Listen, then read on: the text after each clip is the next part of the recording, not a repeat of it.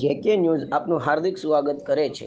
રાજુલા પાસે શ્રી હોડાવાળી ખોડિયાર માતાજી મંદિરે ગૌશાળા લાભેથી ભવ્ય લોક ડાયરો યોજાયો।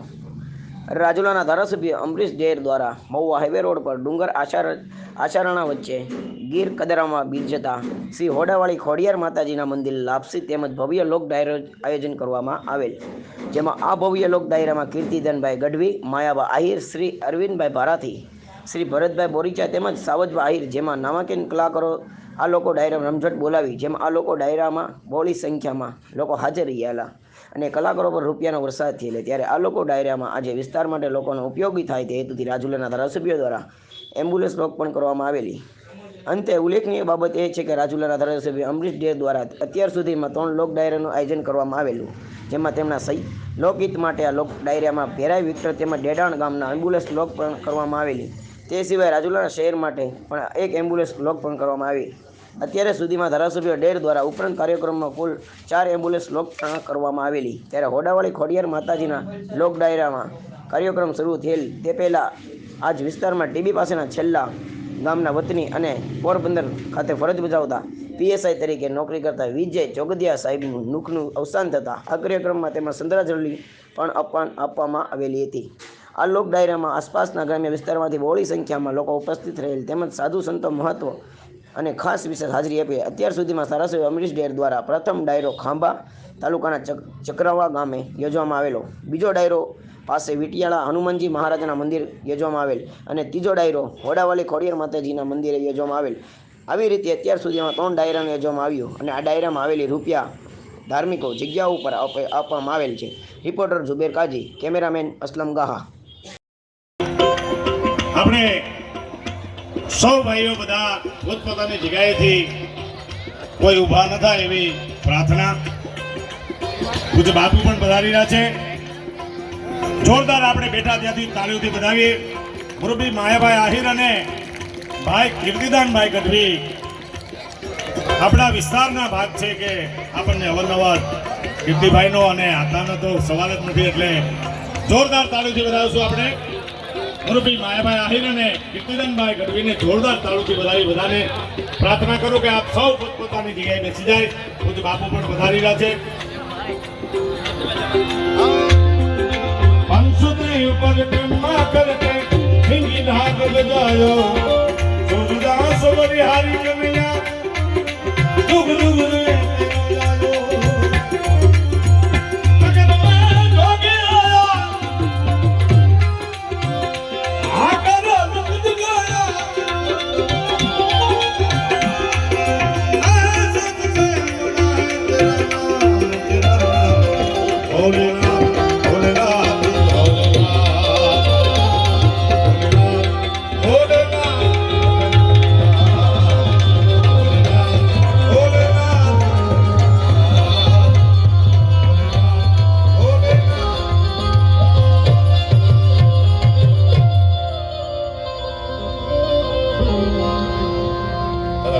जिग्नेशभाई ने विनंती करी।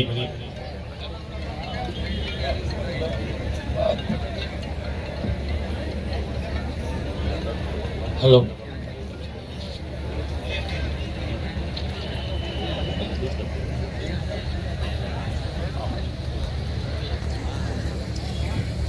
खूब खूब आभार आप सौनो। श्री अमरीशभाई डेर परिवार तथा मित्रों द्वारा आयोजित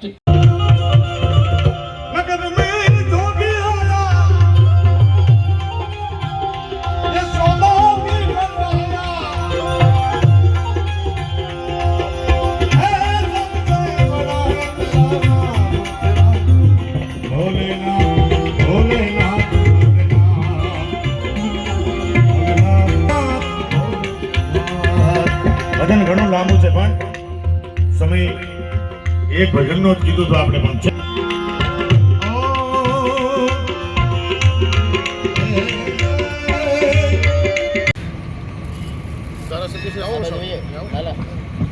તમારી ગ્રાન્ટમાં થાય વસાડાવો સાધુ વસાડા સાધુનું શરણું કીધું છે ને એટલે તમને મજા છે।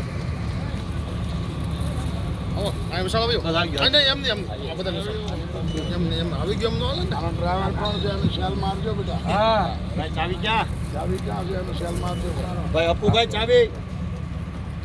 સચુભાઈ સન્માનિત કરે, જોરદાર તાળીઓના ગડગડાટથી આપણે વધાવીએ. વાહ વાહ વાહ વાહ.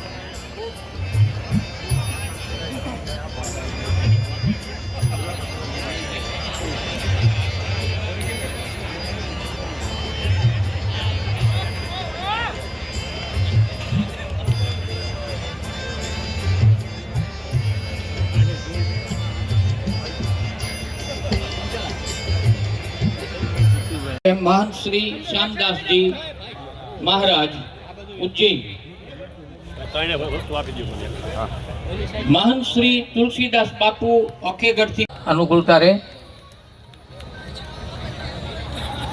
ખૂબ સરસ મજાનો મહાપ્રસાદ લઈને આપ સૌ સમયસર ગોઠવાઈ ગયા છો. શાંતિ અને શિસ્ત સાથે પણ તમે બેઠા છો, એ બદલ આપ સૌનો ખૂબ ખૂબ આભાર માનું છું.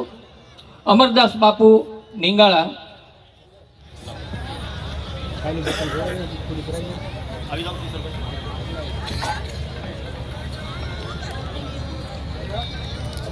અરવિંદ ભારતી બાપુ બાબરિયાધાર,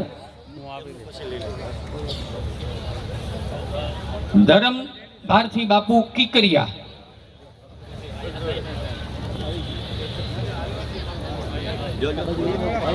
પ્લીઝ આપ લોકો બેસી જાવ ને તો તમારી પાછળ વાળાને સંપૂર્ણ સ્ટેજ અને સાધુ સંતોનું સન્માન દેખાય. વિનંતી આપ સૌને, ત્યાં વિડીયોવાળા ભાઈ છે, આપ ઝડપથી બધાને બેસવાનું કહે ને તમે એક બાજુ નીકળો એટલે એ લોકો નડે નહીં અને તમે બીજાને નડોમાં. પાછળ જે દર્શકો આવ્યા છે તમારી જેમ સરસ મજાનો પ્રસાદ અને આ ડાયરો માણવા માટે સૌને સ્ટેજ દેખાય.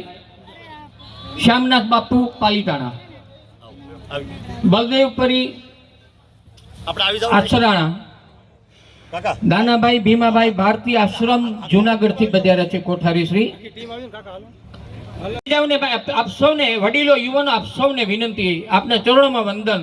ઝડપથી બેસી જાઓ, તમારી પાછળ અમને ફરિયાદ કરે છે કે અમને કશું નથી દેખાતું, એટલે પ્લીઝ સહકાર આપજો. ખૂબ શાંતિથી આપ ડાયરો સાંભળો છો, ખૂબ શાંતિથી આપે પ્રસાદ પણ ગ્રહણ કર્યો. ખૂબ ખૂબ આભાર આપ સૌનો. ફૂલહારથી સન્માન.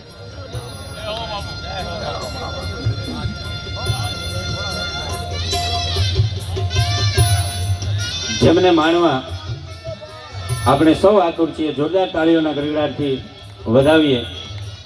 શ્રી કીર્તિદાનભાઈ ગઢવી.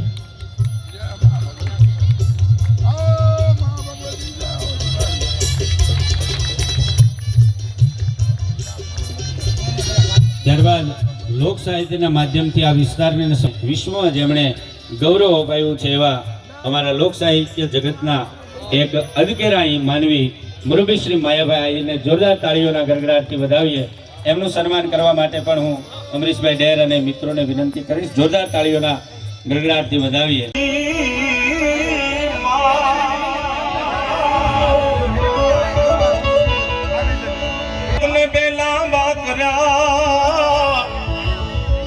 નવઘણના વારણા લેતી ખોડાક માથું કામ તારીમાં.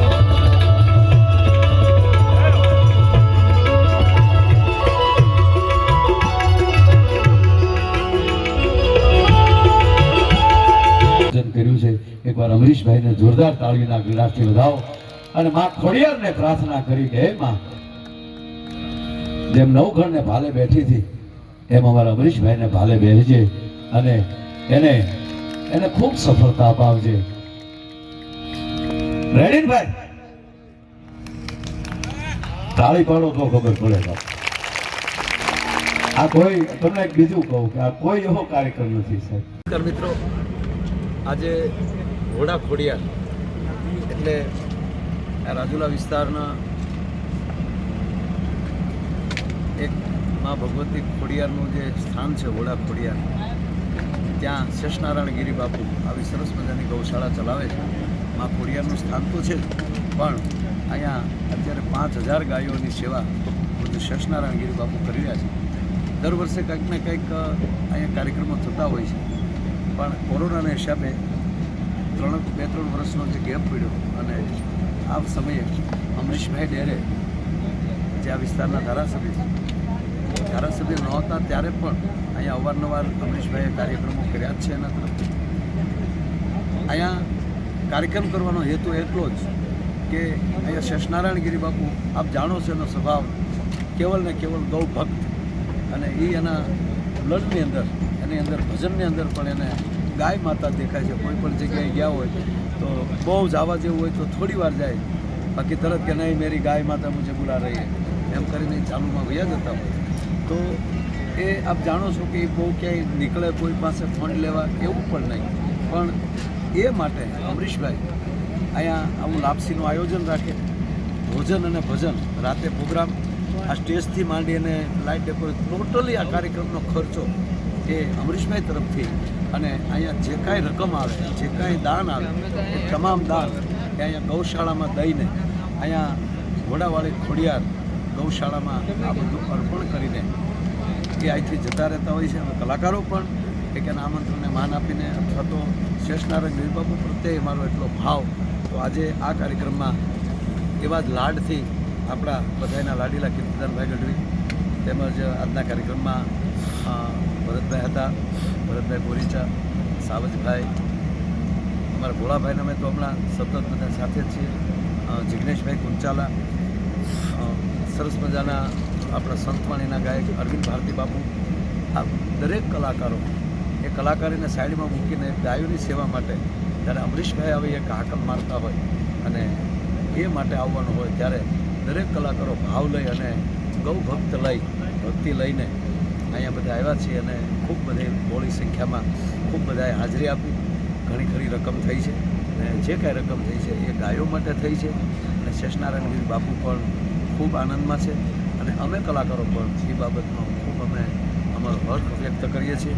દરેક કલાકારો વતી, કીર્તિદાનભાઈ વતી, આ બધા વતી, દરેક કલાકારો વતી ખરેખર હું અમરીશભાઈને તેમજ એના આખા પરિવારને ધન્યવાદ આપું છું, આખા મિત્ર મંડળને ધન્યવાદ આપું છું. એક આવો વિચાર આવ્યો અને પોતાના તરફથી અહીંયા મા ભગવતીની લાપસી અને આખો કાર્યક્રમ અને ટોટલી આવક એ અહીંયા ગૌશાળામાં દઈ અને જતું રહેવાનું છે. वर्तमान में जो गाय माता की जो स्थिति है बड़ी विकट स्थिति है.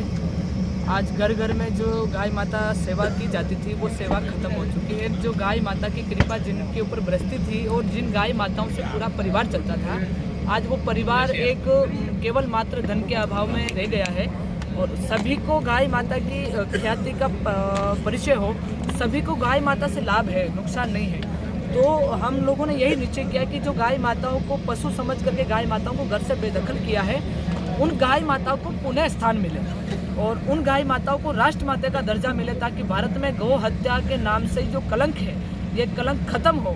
इसी विचार से हम लोग भारत भ्रमण के लिए निकले हैं. और यूपी में योगीनाथ की गवर्नमेंट है, हाँ. और यूपी में ही गौ हत्या होती है, ऐसा क्यों? वहाँ देखिए, इसमें गौ हत्या के प्रति अपन सरकार से कुछ कहेंगे तो ऐसा नहीं है, लेकिन सरकार चाहे तो कर सकती है, ऐसा कुछ भी नहीं है. सरकार के हाथ में कलम है और कलम से ही सब कुछ होता है. अगर एक कलम से अच्छी बात लिखी जाए तो उसका रिजल्ट आता है, एक बात अच्छी नहीं लिखी तो उसका रिजल्ट खराब आता है. लेकिन मेरी मानना तो ये है कि मैं सरकार से उम्मीद नहीं रखती. क्यों नहीं रखती? कि जो कार्य जनता कर सकती है वो सरकार नहीं कर सकती, और जनता ही सरकार को नियुक्त करती है, सरकार जनता को नियुक्त नहीं कर सकती है. जो कार्य जनता करेगी वो सरकार शायद ही कर पाएगी. आप जब यूपी में जाएंगे, हाँ, तो योगीनाथ को बताएंगे कि वहाँ गुजरात में गौ हत्या नहीं होती है, जब यूपी जितनी होती है. यूपी में जाएंगे तो योगी जी से जरूर बात करेंगे ना.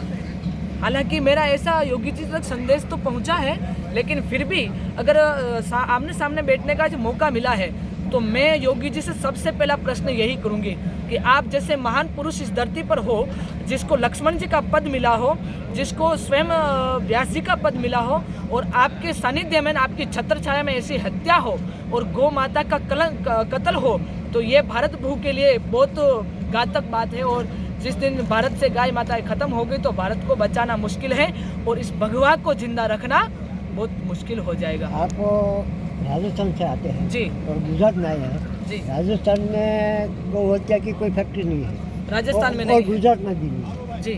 वो योगी आदित्यनाथ तो गोरखपुर से आए हैं, साधु संत है, फिर भी इसके स्टेट में तो ऐसा चलता है.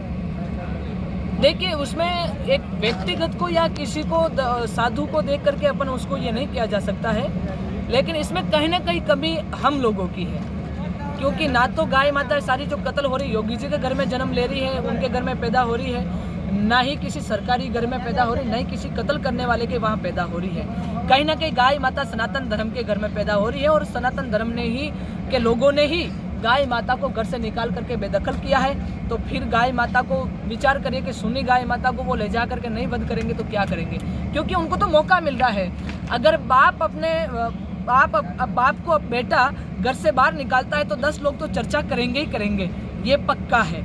लेकिन जब बाप को बेटा घर से नहीं निकालता, सेवा करता है, तब बाप की बातें और बेटे की बातें पूरे भारत भर में की जाती है कि बेटा कितना श्रवण कुमार है कि माँ बाप की आज्ञा का पालन कर रहा है। तो ये कहीं ना कहीं अपन गौ माता की संतान है और ये अपने लिए घातक की बात है। ये तो विचार अपने को करना चाहिए।